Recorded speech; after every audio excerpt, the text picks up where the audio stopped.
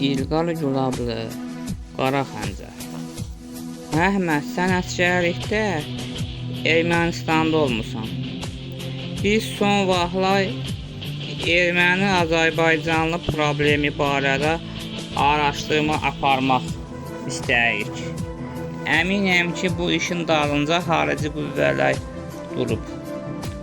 Onların planlarını pozub SSR-ni qorumaq üçün buxarların xəbəri olmadan 3 nəfər öz aramızda gizli qrup yaradıb mübarizə aparacağıq. Bizimlə varsan? Əlbəttə varam. Nə desəz canla başla. İndi de görüm, Ermənistanla marağını çəkən bir şey gördün? Vallah belə də ermənilərin içində yaxşı adamlar da çoxdur. Amma elələri də var ki, biləndə ki, mən Azərbaycanlıyam, az qalırlar məni öldürərlər. Mən də ona görə şəhərə çıxanda Azərbaycanlı olduğumu gizlədirdim. Erməni dilində gözəl bildiyimdən ermənicə danışır, insanları aldadırdım. Erməni dilin Qarabağdan olan bir erməni dostumdan öyrənmişdim. O həm erməni, həm də Azərbaycanca bilirdi. İkimiz birlikdə xidmət edirdik. O mənə ermənilərin bəzilərinin içində milli xəstəlik olduğunu və başqa millətlərə nifrətlə yanaşdığını və onları görməyə gözlərinin olmadığını deyirdi.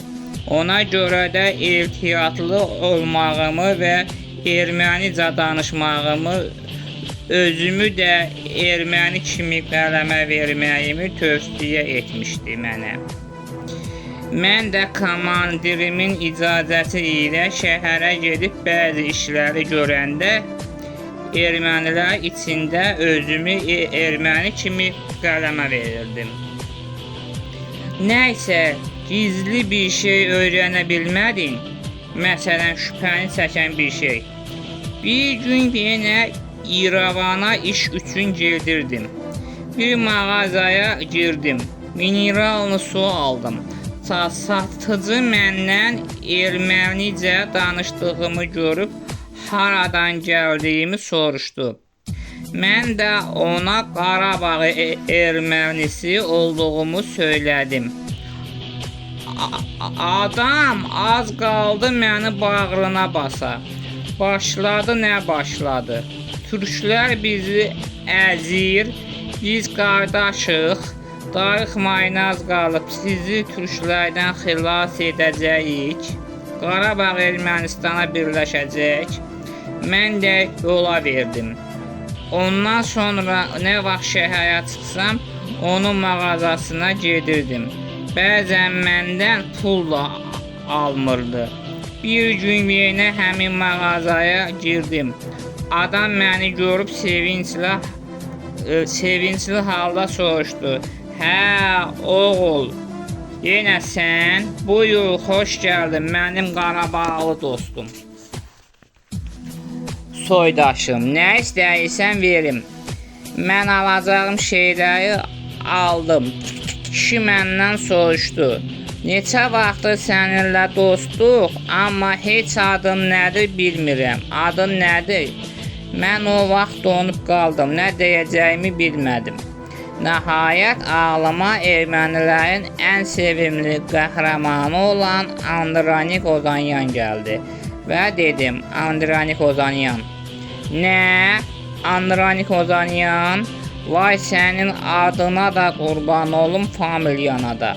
Sən bilirsən, necə bir oğlun adını, soyadını daşıyırsan? Mənim də adım Surin Xaçar Turyandır. Sonra mən mağazadan çölə çıxdım. Bu vaxt küçədə 16-17 yaşlarında bir cavan uşaq qıza söz atdı. Mən də həmin uşağa təpindim. Sən demə bu qız da Suriyenin qızı imiş. Qıza söz atan cavan oğlanda əslən Azərbaycanlı imiş. Bu hərəkətimə görə Suren də, qızı da mənə təşəkkür elədilər. Əsgərlikdən qayıtmağıma az qalmışdı. Suren məni evinə qonaq elədi. Donuz kababı və tut arağı var idi süfrədə. Donuz ətindən iyrənsəm də məcbur olub bir-iki tikə yedim və Surenlə tut arağı vurdum. Surenin arvadı Maria və qızı Marina da oturmuşdular. Qız əynində qısa paltar düz böyrümdə oturmuşdu. Atasının yanında mənim marçamız öpür və duz kimi yalayırdı. İfadəyə görə üzr istəyirəm. Həmin gecə Maria ilə mən Aygün, ay bala başa düşdük. Sonra elə bu qədər. Şahnaz, Əhməd, Suren sənə nəsə şübhəli bir söz demədi? Hə, o çox içkili idi. Türklərə söyürdü. Türk deyəndə Türkiyə türklərini yox, eyni zamanda Azərbaycanlıları da nəzərdə tuturdu. Sonra dedi ki, hə, Andranikcan, mənim gözəl balam, biz erməni xalqı o qədər də aciz xalq deyilik. Türklər hələ Sovet nağılları ilə yatsınlar. Biz Böyük Ermənistan xəyalından hələ də əl çəkməmişik. Türklər görəcəklər, onlar bizdən qorxacaqlar. Bizim bir gizli təşkilatımız var, ali rəhbərimiz var. Onun sayəsində biz Qarabağı Ermənistana birləşdirəcəyik. Türkləri Qarabağdan qovacağıq. Yavaş-yavaş Azərbaycan adlı ölkəni yox edəcəyik. Dənizdən dənizə Böyük Ermənistan quracağıq. Babamız Tigranın ruhu şad olacaq. Mən də düşündüm ki, yəqin sarxoşluq sayıqlayır. Aygünlə Şahnaz bir qədər məsləhətləşdilər. Aygün, bu hələ təzədir. Belə şeyləri bilmir. Bunu ora tək göndərmək olmaz. Şahnaz, ora mütləq biz də getməliyik. Şahnaz Əhmədə baxıb dedi. Əhməd, onlarla bir əlaqəm var. Şahnaz bacı, Marina mənə tez-tez zəng edir. Mən ona evimizin telefon nömrəsini vermişəm. O da mənə evlərinin nömrəsini vermişdi. Bəzən olur, bütün günü danışırdıq. Əhməd, sən yaman şoygöz imişsən ha. Şahnaz bacı, neyləyim, qızların hamısı mənim gözəlliyimə heyrandılar. Aygün, bax. Şahnaz, indi sən ona zəng edib denən ki, hazırlıq görsünlər, bacılarınla onların evlərinə qonaq gedirsən.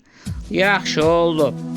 Şahnaz evdə oturub Arazın yazılarını yazdırırdı. Yazı bitdikdən sonra Şahnaz dedi, Araz, mən Əhməd qaqanla və Aygün bacınla sabah axşam tərəfi bir yerə gedəcəyik. 1-2 gün evdə olmayacam. Babanla Anna nənəni çox incitmə. Onların sözündən çıxma. Ana, hara gedəcəksən? İşimiz var. Ceyhun Əmin və Almaz bibinə də tapşırmışam.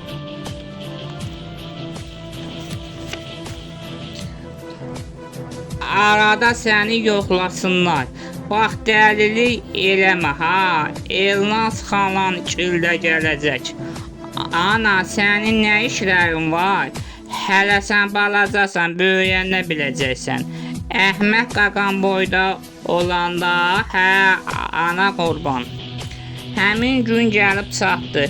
Gecə Şahnaz Arazı yatızdırıb evdən çıxdı. Əhmədlə Aygün onu aşağıda maşında gözləyirdilər.